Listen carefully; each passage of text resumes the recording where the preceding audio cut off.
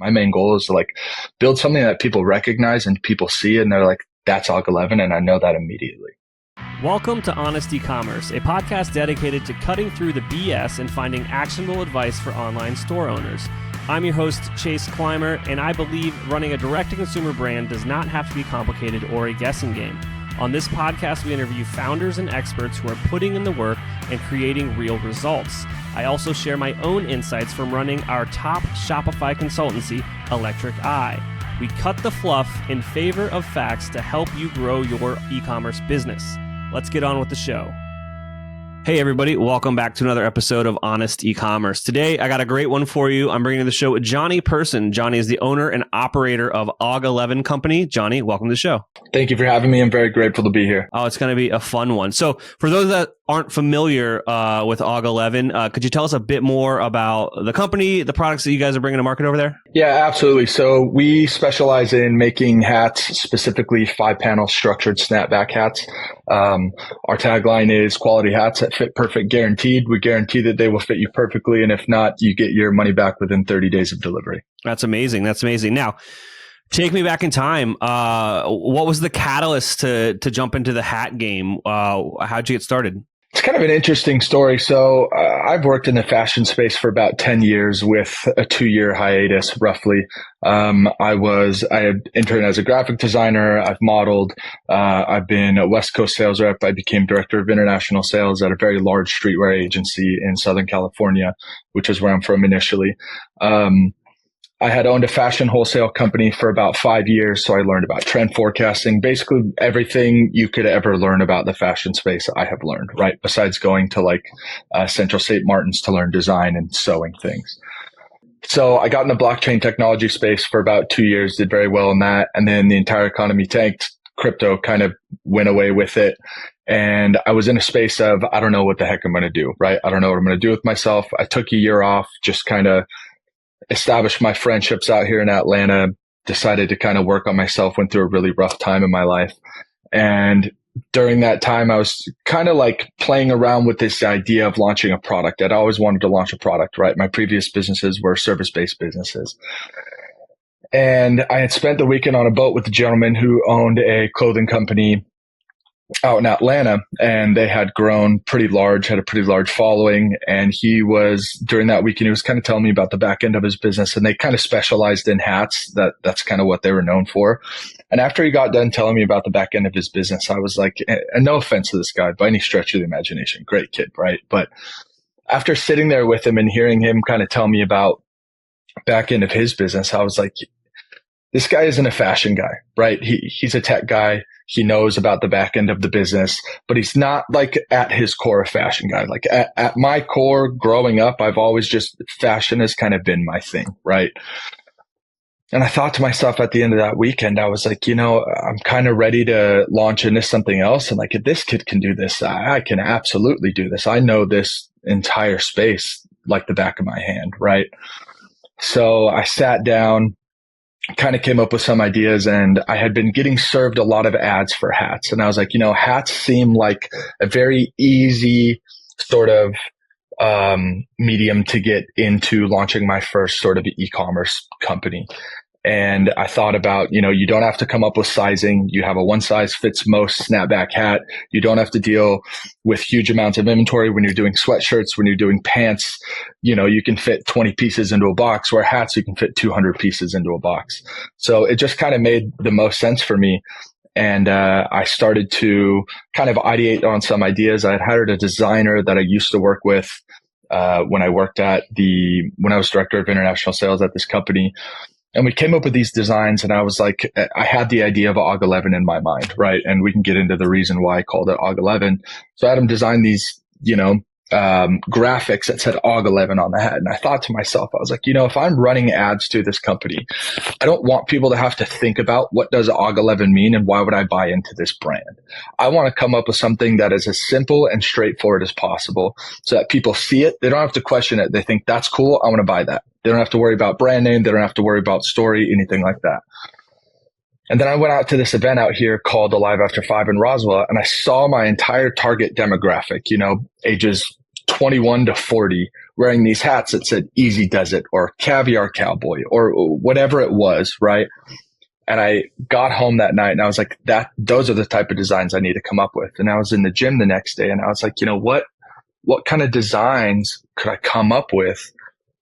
And all the same summer on the boat, people are looking at my tattoos. So like, oh, that's a really cool tattoo. You should put that on a shirt. Or, oh, that's a really cool tattoo.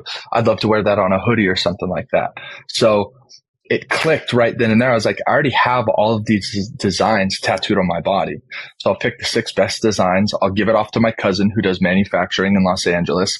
And we'll go ahead and run our first run of 6 hats with these designs. And, I'm sure you can, the art right here is the same as, I don't have a black and white art hat. Yeah, I do. That's this hat. And this hat is the hat that kind of put us on the map, right? And then I have the dad tattoo right here, the darling tattoo right here, a couple other the tattoos that did really well for us. So it was kind of happenstance, kind of everything just seemed to click for me and everything kind of made sense. And like, I don't want to get too spiritual in this, but like I was very much on a soul searching journey before I started this company. I was very much getting in tune with kind of my understanding of God and everything just kind of lined up to where I felt like it was God kind of telling me, hey, this is the next step in your journey. This is what you need to do. And everything just kind of clicked and the art hat caught fire and the rest is kind of just history. Absolutely. Now, I need to ask specifically and call it out here because it's very interesting and it's why we're talking now. When did this happen? How long ago? We launched the company November 1st of 2023. So that is 16 months to around this recording date? About 16 months ago, yeah. And so where are you guys at as far as what can you share about your sales and the success that you've seen in the last 16 months? So our first full calendar year, January 1st to December 31st of 2024, we did just under $1 million, which is crazy to me, right? I launched this company. I had the idea in my mind. I'm like, nothing is going to stop me from making this thing work. I've decided that I'm going to win at this product. At the end of the day, I'll do whatever I have to do. I'll sell everything. I'll live under a bridge while running this company if I have to, if that's what it means to make this work, right? I think that's a big reason why this has kind of worked out the way it has. But yeah, 2024, we did just under $1 million, and 2025, we hope to double that. And so far, I was looking at the numbers last night. We're halfway through Q1. We did more money halfway through Q1 than we did, or we did more in sales halfway through Q1 than we did from November 1st through June of last year. That's saying something. Yeah. Now let's dive in a little bit. You're getting people excited out there, the young entrepreneurs. And, this is very modern. I think that the hardest thing for anyone to do is go from 0 to 1 to break a new brand. And I'm saying this right now for everyone that needs to hear it again. No agency is going to help you do this. If someone promises you that they can break your brand, have them show you multiple case studies doing it in the same category that you're in. This is a tale as old as time. No one has the passion that you have. No one, if it was that easy, why am I not just starting a brand and living on a beach, right? I just need to put that out there. I love what you're saying. Okay. There's 2 things on this, right? I don't know if you know who George Heaton is. He's the owner of Represent, but he just posted something on Twitter today and he said, people are trying to sell the Represent playbook, Represent blueprint, George Heaton strategy. You must realize this is a decade and a half of absolute dedication to a single output, and every day is extremely difficult, unique, and requires tons more work than you'd imagine. It made me think about when I started this company. I could have contacted every agency and said, hey, I'm going to hire this person to do my ads, this person to do my email marketing, this person to do graphic design, and I'm just going to oversee everything, right? I knew nothing about e-commerce when I started this company. Nothing. I'd never built an e-commerce website. I'd never run anything on Shopify. I'd never run ads. I'd never run email marketing. I taught myself everything. I bought whatever courses I could. I lost some money on some courses. Some courses were absolute shit. Some courses were great. I learned about conversion rate optimization. I got the company up to doing $30,000 a month based on my own hard work and trying to figure everything out. I knew that if I wanted this to work, I need to know how every aspect of my business is going to work. And I'm a little bit older, right? I'm 34 years old. I'm not some 21-year-old kid who's deciding to start a drop shipping company or deciding to start an e-commerce, company that they've already probably tried to do 4 times when they were 16. I just dedicated myself to learning this and figuring this out. And I decided that no matter what, I'm going to figure this out. Now we outsource our media buying. Now we outsource our media marketing or our email marketing. We have consultants, we have a team around us that works, but like I had to figure every aspect of this out. And if you're coming in here and you think like, oh, I'm just going to get agencies to run everything, like, you're going to get fucked.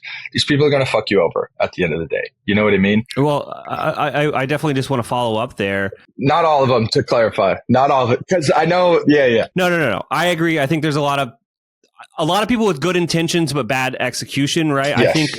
I think most agencies get a bad name, not because they can't do the work, is that they set wrong expectations. But that's not the conversation I want to have with you. Now, in learning these skills, do you think it taught you things about then being able to hire and outsource that skill? Or do you think someone could have pulled the wool over your eyes at the beginning? Oh, 150%. That was one of the reasons why I wanted to learn everything, so that I knew what I was looking for in a media buyer, so that I knew what I was looking for in an email marketer. I think if I didn't learn these skills prior, I would have no clue, right? I'm learning at the back end of what these guys are saying I should do, but now I have an idea of how to do all of these things, and it was very important in helping me choose my people. Now my media buyer is, probably one of the best media buyers out there right now. He's head media buyer over at Ridge. I think if I didn't learn those things myself, I would have probably got screwed because I wouldn't know what I'm looking for, right? Yeah. If someone that says they're an expert says everything looks good, how would I know enough to check those facts, right? Now let's talk about growth, right? How did you get customers that weren't your friends and family? So the first round of customers, we did like a soft password protected launch in like September or October. And I sold like $1,000 worth of hats. My best friend bought like $600 worth of hats. And I was like, oh, this is it. When it came to actually launching though, I had to take Facebook ads courses. I took like 3 different ones and I had no clue what I was doing. And I lost money running ads. But I remember when I got that first order from a random person, and I was like, oh my goodness, this might work, and I had no clue what I was in for. But the way we started to acquire our first customers was through meta advertising. How long did it take from launching your first ad to getting your first sale? Do you know? That's a great question. I think it was rather quick. I think it was probably within the first few days, but I think the cost to acquire that customer was like $75, and we were selling our hats were $65. Yeah. Our hats were $65 when we started. So like I realized rather quickly, I'm like, I'm not going to acquire customers for $5. You know what I mean? Yeah. So what were you spending back then? Because it's pretty recent, and it's like you got to set expectation on budgets. Yeah. Everything that I was told, so our ad account starts you at $50 spend a day. I was scared, so I think I was spending like $30 a day. And then I remember being like, when is Meta gonna lift our ad spend, our daily ad spend? And then it got to like $200 a day. And then they're like, okay, you could spend $500 a day. And I was like, spending $500 a day sounds crazy. That's $15,000 a month. Like it was kind of scary to go into thinking about spending $15,000 a month, and now like looking back on that, I'm like, I couldn't imagine only being able to spend $500 a day in ads. Hey, Shopify store owners. Have you ever wondered if your store is leaving money on the table? Imagine increasing sales without spending more money on ads. Sounds too good to be true. Well, it's not. I'd like to introduce you to StoreTester. StoreTester is a done-for-you conversion rate optimization service for Shopify merchants. Could your store benefit from increased conversion rates, higher average order values, and improved revenue per visitor? StoreTester could be the perfect partner for you. From ideation to implementation, this full-service A/B testing service takes all of the guesswork out of improving Shopify stores. StoreTester does all the work for you while offering month-to-month transparent fixed pricing. It gets even better. They believe in their service so much, they're offering the first test for free for qualified merchants. Let me repeat, the first test is free for qualified merchants. Curious to see if you qualify for a free test? Reach out today. Visit StoreTester.com to schedule an intro call. That's www.StoreTester.com.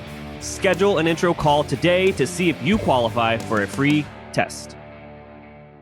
Hey everybody, today's podcast is brought to you by Intelligems, the ultimate profit optimization tool for Shopify merchants. I'm telling you this, obviously you know I own an agency. We use Intelligems when we're running split testing and CRO stuff for all of our clients. Are you looking to maximize your profits? Intelligems offers data-driven solutions to optimize your content, prices, discounts, and shipping rates. Join over 500 happy clients who have seen significant improvements. With Intelligems, you gain control over your e-commerce economics, boosting your profit per visitor by an astonishing 36%. But that's not all. Intelligems users report a 54.62% increase in revenue per visitor and a remarkable rise in conversion rates. How does Intelligems do it? Through a suite of tools that allows you to A/B test everything on your Shopify store, from landing pages to product prices and shipping rates. Imagine testing new layouts, offers, even a new Shopify theme with ease. We're testing a new landing page for our client on a new theme versus an old landing page on their old theme right now. Intelligems empowers you to find the perfect price point for your products and optimize your shipping strategy. But there's more. Boost your average order value with customized campaign offers and discover if your customers prefer free shipping or a lower list price. With over $100 million in incremental profit generated, they have over 1.5 billion transactions ran through their software. They have over 400 million shoppers that have gone through their test. Intelligems is not a tool, it's a game changer for your business. Are you ready to transform your Shopify store's profitability? Book a demo today at Intelligems.io. Empower your brand to reach new heights. Again, that's Intelligems, giving superpowers to your customer acquisition, retention, and overall profitability. So just for those out there, you can still build a brand on the back of Facebook advertising in 2025. It's just expensive. Yeah, it is expensive, definitely. And I think one thing that I learned drastically is nurturing your customers after you've acquired them. And this whole concept of like lifetime value of a customer has become something that is very, very important to me. And, you can't solely rely on meta advertising, but it's a great way to kind of start something and get it off the ground. But you have to have those other levers that you can pull after you've acquired your customer and, look into other avenues of how you can acquire customers. Luckily, we've got a good social media following now. Like that helps us acquire customers. Our MER versus our ROAS is like drastically higher, which I'm super grateful for. Cause some days Meta just decides we don't want to work today, Yeah. I've heard a lot of, interesting stories. And I think that the volatility of Meta's algorithm on a day-to-day basis quickly forces brands to make sure they aren't putting all their eggs in that one basket. So what are some of the other things you're doing to acquire new customers? Because I want to definitely talk about the nurturing stuff here in a minute. So acquiring new customers, we do a lot of gifting to influencers and celebrities. I work with a couple of sports agencies that thankfully they reached out to me. I have some good friends who have put me in contact with some of these agencies. One of them actually led to Aaron Judge wearing our hat, which is really cool. Another one actually led to us working on a collaboration with a MLB MVP that we're currently working on right now that I can't drop the name of, but that's kind of cool. So a lot of gifting, being consistent, posting on social media. And we've sort of stepped out of Meta a little bit and we're going into Snapchat advertising. We've tried the whole TikTok thing. TikTok is its own beast. I think if we were selling a $15 item, TikTok would be an entirely different world than selling a $55 item. So we haven't quite cracked TikTok yet, but we're still pushing on there, trying some new things. I have a girl dedicated to that to try to tap into that sort of Gen Z customer. So yeah, you said gifting. You didn't say influencer first. You said gifting. Tell me about that strategy a little bit more. A lot of cold DMs. It's turned into this thing where I see somebody, I follow a lot of people on social media, right? I consume a lot of content. If I see somebody who I think is cool, I'm like, oh, this kind of reaches our target audience, or I just think they're a good person, I will just send them a cold DM from the brand account and my personal account. Usually they'll respond to the brand account, and I'll just say, hey man, I love your content. I'd love to send you some hats. And that's it. I don't ask them for a post. I don't ask them for anything. It's kind of like this relationship building thing of just like, I like you. I think your content's really sick. I'd love to send you some hats. Whether you wear them or not, I don't care. At this point, it's kind of a numbers game, more or less. And I've been able to build some really cool relationships with some great influencers just by being like, hey, man, here's a box of hats. And I'll send them 10, 15 hats at a time just as like a thank you. And that's just kind of the cost of business, you know? Yeah. And I mean, obviously, at this point, you should have some pretty decent margins on your product. So you're basically losing money there to acquire like a one-to-many-esque, brand ambassador when it works out. Just like rough numbers, like what do you think it takes? How many hats are you sending out to get just like an organic post that you're not even asking for? Oh man, I couldn't even tell you the numbers on that. I try not to worry about the numbers of how many hats because if I did, like, I'd probably freak out. You know what I mean? At the end of the day, we have very good margins on our hats. I have a very, very close friend who was in sort of the Amazon space probably 5, 6, 7, 8 years ago. He had the #1 car mount on Amazon for a while, and he kind of made me think about this entire business in a different way. And he's like, consider the cost of your hats, right? You send out 10 hats to an influencer. If they post it a couple times, like, you don't know what the effect of that is going to be. But one, that's social proof. You can't really put a price on social proof, right? And two, who knows what customers are going to purchase from that? And just kind of, it's kind of a spray and pray game at this point. So yep. I don't know. I couldn't tell you. I don't want to look at the numbers. It's just sort of part of my model. And like, it's also cool to be able to build relationships with these people, because that's something that's intangible that you can't really put a dollar amount on, right? All the hats I've sent out, now we're being able to work on this collaboration with this huge MLB player, because some guys from this one team are like, hey, thank you for sending us these hats. Can you send a package to the whole locker room? Send a package to the whole locker room. And like, who knows what doors this unlocks, right? For the lifetime value of our brand, like, all the hats that I've ever sent out are probably worth this one collaboration. Yeah. And it's something about just increasing your surface luck area. I talk about this on almost every podcast now. But yeah, it's just, you gotta just be about it and talk about it and not expect a direct response in return. Yeah. And it will come back to you.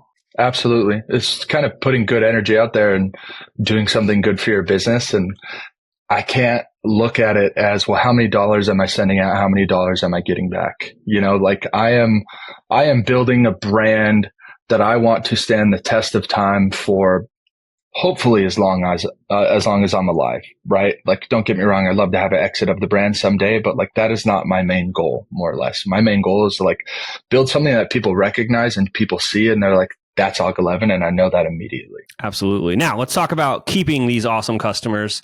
You mentioned some retention strategies before. Let's dive in those a little bit more. You said that you used to do the email yourself, and now you've definitely kind of passed that along to a great team member. But what are some of those retention strategies that you guys are working with? So a lot of it really just comes down to our welcome flows within our emails. I early on, I created this email that was like a handwritten note, or it kind of looks like a handwritten note from me, along with the photo. And it says, hey, I sincerely appreciate the fact that you've purchased from us. I just want to let you know that this is something that is so meaningful to me. I kind of add a little bit of our story in there. And I have a picture of me smiling. I'm just like, if you want to communicate with me, respond to this email. And that goes to a separate email than the one that all of our email blasts go out to. And I get email responses to that all the time. People are like, hey man, thank you so much for sending this email. I'm grateful that you reached out. I love your hats. I love your story. And I'll respond to those emails all the time and just kind of build those one-on-one connections. On top of that, our Instagram, I try to be as active within our Instagram as I can. Whenever anybody reaches out, I will communicate back with those customers. I don't know what the tangible value is of that, but I feel like it's working, and it's working well. Just sort of some more simpler strategies are obviously our email welcome flows. I have an email guy who has been doing this for years and years, and our email flows are fantastic. We actually did a split test for the launch of our last collection. We ran a lead gen campaign on Meta, and we didn't put them into a welcome flow. So we spent like $1,000 to acquire, I don't know, 1,000 or 1,500 emails or something like that.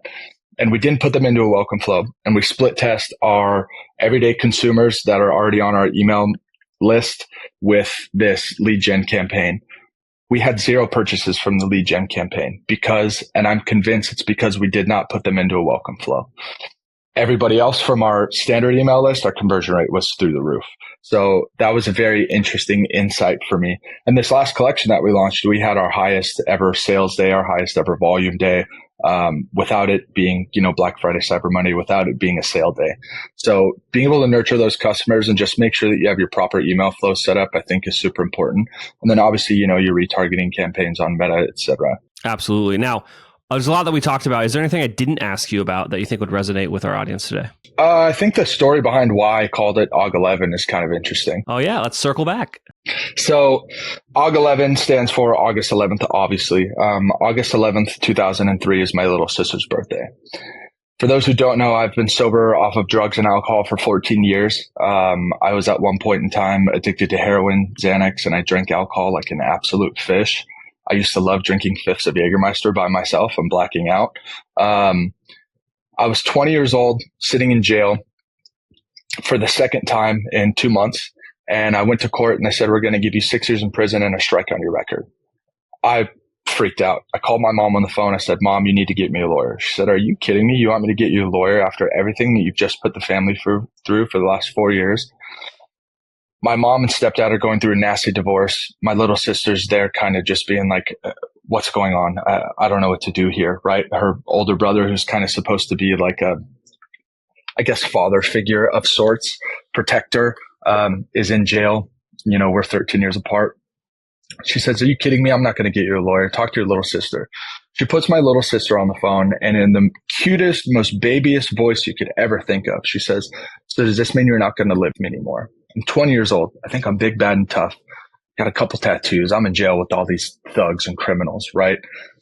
I lost it. I broke down crying. And it was in that moment, for the first time in my entire life, where I thought to myself, I'm the only person who got myself in this situation. I'm the only person who can get myself out of this situation. I need to be a better son. I need to be a better brother.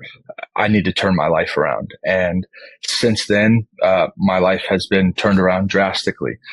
My sobriety date is not that date because I took, some sleeping medication for withdrawals and whatever, but my sobriety date is December 19th of 2010. I've been clean and sober ever since then. But that moment with those words that my little sister shared with me were so impactful to me that I wanted to, when I started to ideate on this brand idea,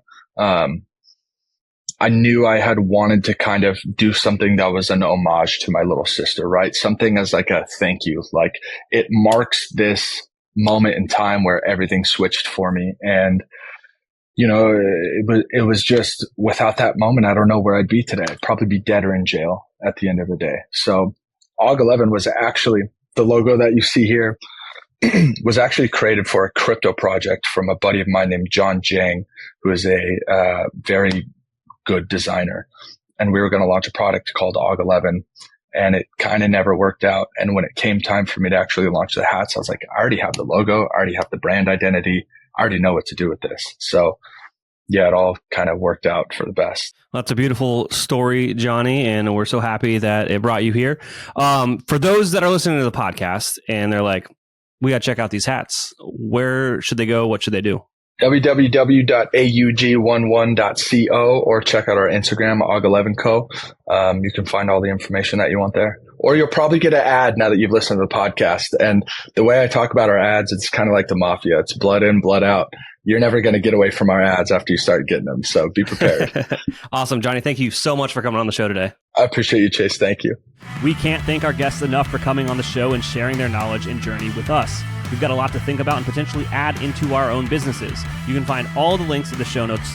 You can subscribe to the newsletter at honestycommerce.co to get each episode delivered right into your inbox. If you're enjoying this content, consider leaving a review on iTunes. That really helps us out. Lastly, if you're a store owner looking for an amazing partner to help you get your Shopify store to the next level, reach out to Electric Eye at electriceye.io/connect. Until next time.